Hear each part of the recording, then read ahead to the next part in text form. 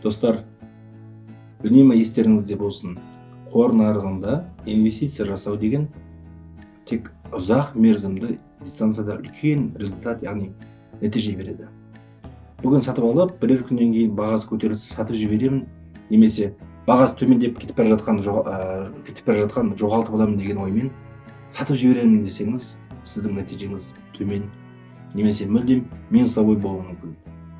Сол себепті трейдинг пен ұзақ мерзімді қор нарығына инвестиция жасаудың екі түрлі екенін шатастырмаңыздар. Біреулер, мына компанияның акциялары 2-3 есе көтеріледі деп айтып жатар. Мамандар мақала жазып жатады. Сол эмоцияға салынып, сатып алу өте нашар әдет. Болмаса, сатып алған акцияның құны төмендеп кетті деп қорқып, бұдан да қатты төмендеді деген өсек қауесет әңгімелерді сене бермей, өзіңіз ізденіп қараңыз. Баға төмендеу себебі неден? Ол фактор компанияға ұзақ мерзімді қалай әсер ететінін анықтап, содан кейін ғана әрекет ету жөн. Себебі қор нарығында новичоктарды, паникерларды нарықтан лақтырып тастап, төмендетілген бағада сатып алатын ірі ойыншылар да болады. Немесе бағаның төмендеп жоғарылап тұратын құбылыс уақытында спекуляция жасайтын трейдерлардың әсері қатты болуы мүмкін. Осындай уақытта өзіңізге ең басты сұрақты қойыңыз керек. Мен бұл компанияның акциясын не себепті сатып алдым? Қанша жыл ұстаймын деп жоспарладым? Компанияның қаражаты, олардың көрсеткіштері қаншалықты өзгерді? Және де тағы сол сияқты сұрақтар. Себебі бұл жағдай уақытша құбылыс болуы мүмкін. Мысалы, өзіңізге танымал Каспий KZ компаниясының акциясының динамигін қарайық. Міне осындай құбылмалы мезеттерде ситуация дұрыс бағаламай кей адамдар өз ақшаларын жоғалтады. Сол үшін қор нарығында сауда жасаудың ең басты қағидаларының бірі эмоцияға бой бермеу. Салқынқанды сараптама жүргізу. Екінші қағида шыдамдылық. Есіңізде болсын. Бірнеше күнде, тіпті бірнеше айдың ішінде сіздің әрекеттеріңіз үлкен нәтиже беру мүмкіндігі аз. Себебі сіз акциясын сатып алған компанияның дамып, өсіп, өз капиталын еселеуге бірнеше жыл уақыт кетуі мүмкін. Сіздің де акцияларыңыздың өсуі сол компанияның өсу қарқынымен бірге болады. Мысалға, алма ағашын алайық. Өзіңіз белгілеген бір жерге бірнеше алма ағашының дәндерін отырғызсаңыз, оған су құйып бағасыз, сосын 4-5 жылдан кейін алма ағашы өз өнімдерін беріп бастайды. Немесе ол сол уақытты күтпей көшет күйінше басқа біреуге сатып жіберсеңіз болады. Бірақ ол алма ағашы сіз еккен жерге өспеуі де мүмкін.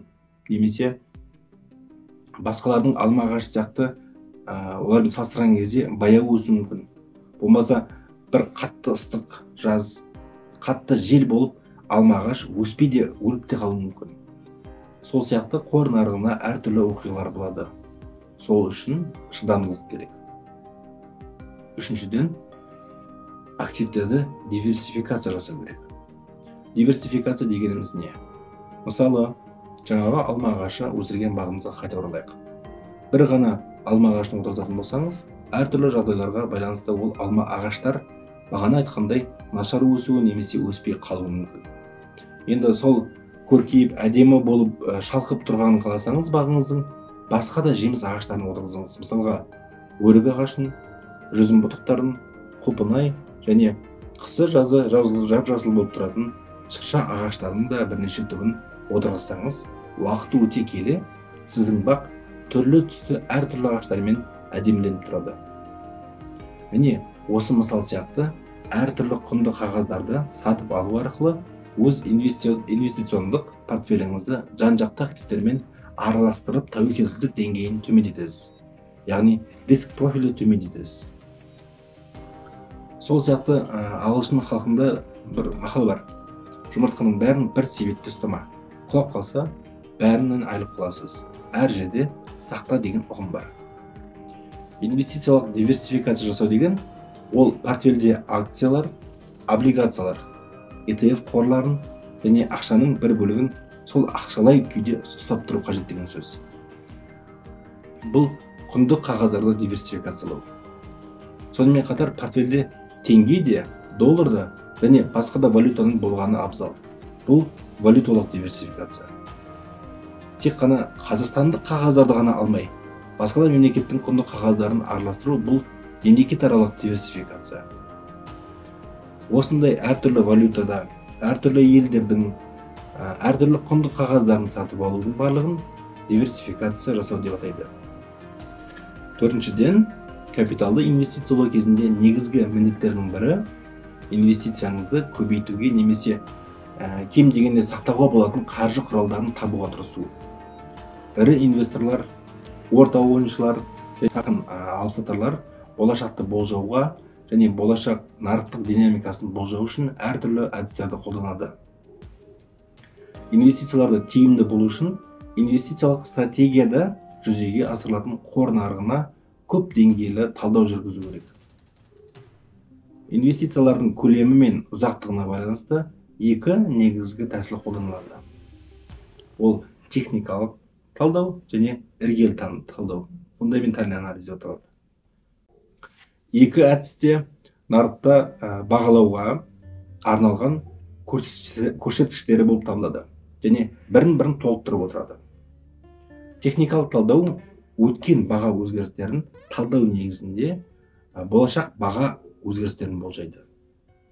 Ол бағаның уақыттың қатарынан талдауға негізделген. Көбіне әртүрлі уақыт шеңберінде болатын бір диаграммалар. Бұл арқылы көбіне уровень поддержки және уровень сопротивления қараған дұрыс болады. Акцияның бағасы құлап жатса, қай бағаға дейін өз құлауын тоқтату керек деңгейі. Бұл уровень поддержки, яғни қолдау деңгейі. Мысалы, Халық банк акциялары соңғы кездері қолдау деңгейі 146 теңге менен 151 теңге аралығында. Ол дегеніміз, баға осы деңгейге дейін түсіп жатса, ірі инвесторлар сатып алуды бастайды және төменге түсіп кетпеуіне тырысады. Баға қатты құлайтын болса, осыдан кейінгі бір жыл бұрынғы 118-120 теңге деңгейіндегі қатты қолдау деңгейі күтеді. Бұл техникалық талдаулардың бір ғана элементі.